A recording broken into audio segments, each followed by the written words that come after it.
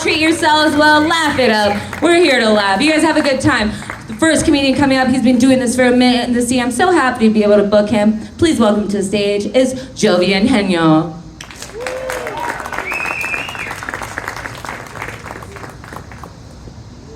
All right, I'm gonna just stand here like this for the whole remaining of the night for I don't know how long time I have, because if I start moving around back and forth or making it look like I'm turning around, the rain might come, so yeah. So yeah, I don't want to bring it here. Yeah, we got two amazing comics that'll be coming up after me. I don't want to just steal the show with that deal, I'll just play, yeah. Hey, welcome. Anybody from out of town here? Everybody from here? Everybody bouquet? Where are you guys from? Clovis, New Mexico. All right, too. I had another hand. Where are you from? Belen, okay. Oh, yeah. I guess that's someone out of town. So yeah. So I'll share a little story about Clovis. So yeah, a little thing. So yeah. So welcome. If you guys are not from out of state, but I guess no one's from out of state. I guess like you guys are borderline. Okay, yeah. Welcome. Yeah, welcome. Yeah. I just found out that Albuquerque, city of Albuquerque, for the locals, it's Buki, right? Other names, it's short for ABQ and everything. So I found out that it's an old Spanish name. Yeah, I found out that if it has 2, 4, or even 8 wheels, don't be surprised in the morning it's gonna be gone. So yeah, so apparently I guess back in 1800s, I guess there was a lot of wagons being stolen from here. So yeah, so I don't know if that was our people or if that was like some other folks that were, stealing the wagons and the horses and stuff. Yeah. Yep. Tourism is kind of like peaking right now, kind of like mellowing out.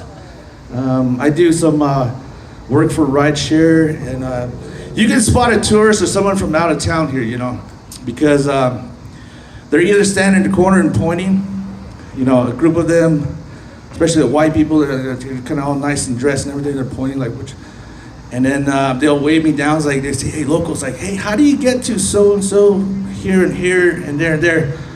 The one thing that I get a lot, that I get asked when because I do Uber too, I do Uber and stuff, so yeah, so when I pick up some folks from the airport, they're always asking about Breaking Bad questions, everything, so all that stuff. It's like, hey, do you know where Walter White's house is at? And I said, not really, but I think this is the address, so I'll give them the address, drop them off, and I'll just send them off to the north side of town in Corrales, because I know this guy, his name's Walter, and apparently he's white too, so yeah.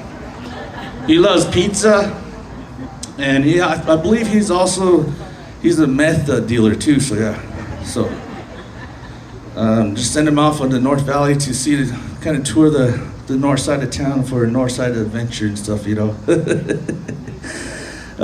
up for you guys that have addictions. Yeah, I have some addictions here I'm going to talk about here. So it's not smoking, it's not drinking, it's not porn. But I do 2 out of the 3 daily. Process elimination right there, right, for you? Yeah. It's a coin flip between smoking and white porn, so yeah. I gotta find some motivation somehow every day. Yeah, and I'm kind of depressed too, so to a certain level, yeah. The other thing that's funny is like my true addiction came about in the dark web. I've been losing a lot of time, money, and sleep. It's a deeper level. It's like a dark web site, yeah.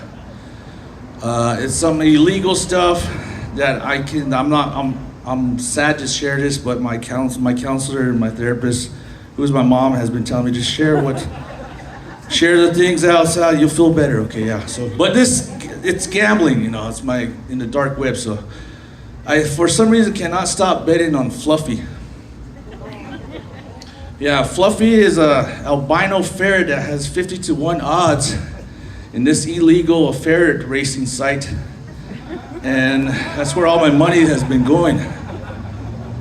So yeah, that's why I'm doing stand-up comedy, to try to, get some extra funds coming in, so. Yeah, this kind of tells my age too, I used to do door-to-door sales. I used to sell my uncle's old subscribed magazines. Not gonna say what type. I was that type of person going up to your door. Would you like to buy a package of CenturyLink phone, internet, and direct TV service as a package? I used to do that, yeah. And the other thing I used to do too is I used to sell vacuum cleaners too. Did a big killing on the reservation because they had a lot of dirt. Yeah, growing up on the reservation, you have to be versatile because, you have to, fix your own things. You have to work on your own stuff. So, I got pretty savvy on fixing things for myself, and I can fix anything with fishing line, Grandpa's best tape, and a bobby pin. So if you need a hot wire jump start with your car later on, I can help you guys out. So that's what I put on my job application, is like, what special skills do you have on there? And I just put, I'm a native MacGyver. Yeah, and then they asked, like, what college degree did you have? And I went out to Eastern. I went out to Portales, yeah. Go Greyhounds, if there's any Greyhounds here, yeah. So I went there and I got my electronic technology engineering degree from that spot. So a few years back. And this kind of came in handy from the one time, like later on, I went to go back, visit, hang out with some friends. We went out to Lubbock, Texas to go check out Midnight Rodeo out there. Yeah, who remembers Midnight Rodeo?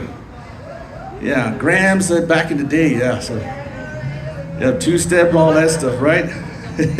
So buddies of mine, we all went out to Lubbock, Texas, and everything. As we're traveling out there, the car starts to shake. I was like, oh shit, the car's gonna break down on us. And then we had to pull off to the side, and then the check engine light comes on and everything, and everybody looks at me. So they asked me, hey, are you gonna fix it?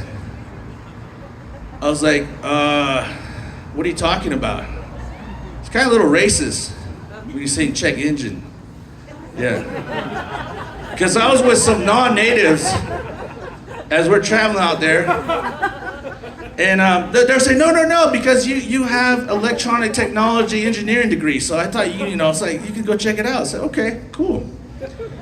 So I got out, popped the hood, and then there was one thing that I could not refer to, so I had to refer to a manual. So I said, hey, do you guys have a manual there? So the doctor was, hey, El Manual, come on, help me out with this. So we're gonna fix this, all right? Yeah, oh man.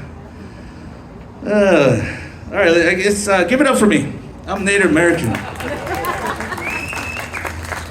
Give it up for yourselves. Thanks for coming out. It's a good crowd, it's good atmosphere. Give it up for your host. Give it up for El Vado. Yeah, give up our land. Yeah. I guess I'll tell a few little Indian jokes here. I think I got a little bit of time, right, Carla? Yeah.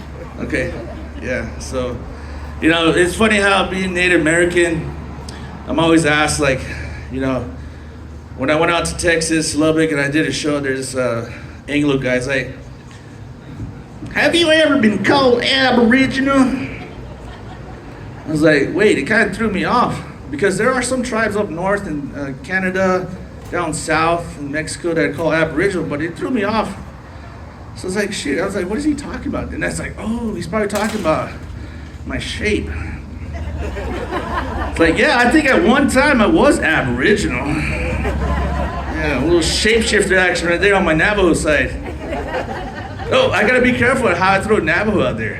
Yeah, especially with my educated community and colleagues. They're always saying, like, why do you always throw the N-word out there? N-word, Navajo. It's the it is the I just tell those fools, I have a degree. Just Navajo, please. Navajo, please. Yeah. You know, the other thing about being Native American, everyone's always asking is like, hey, what's your native name? It's like, I didn't really get one when I was younger. The tradition, culture goes about on your mother's side, your mother's father, so that's my grandfather. Navajo's Shache, you know, I don't know if there's any Navajos here. Yeah. He's the one that gives me the name, but he passed before I turned 1. But I did get one later on in my life. When I was a freshman in high school, my girlfriend at the time, she was in college. You can see I was into older ladies, some cougars with the coconut butter scent.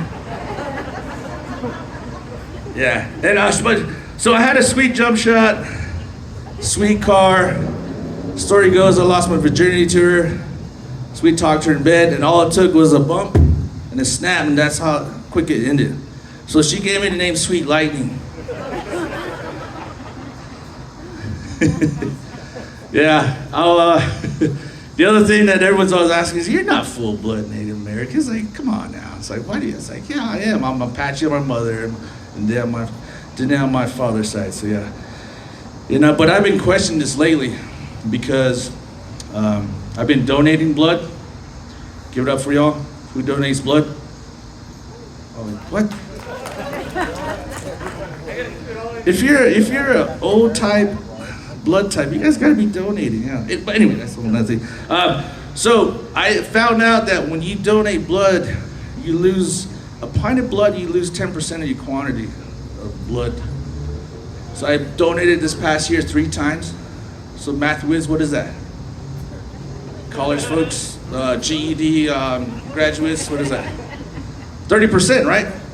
So now I kind of have to question myself, I feel like I'm 70% Native American and 30% something else. This must be a Fox News crowd here, yeah. A while back, CNN kind of screwed that over, and they put minorities and Native Americans, they have white, black, Asians, and something else category. Yeah, well anyway. All right, that's my time. You guys have a good one. Thank you. My name is Jovian. Give it up for your host, Carla. Yeah, that's Jovian Henyo, y'all. Thank you so much. Thank you, Jovian. Heck yeah. You're Native. I'm white passing, but I'm full-blown Mexican, and I'll full-on blow any race. Okay. We're moving this on to the next comedian. Thank you guys so much for hanging. We've only got 2 more. It's a quick night of 3, but such good solid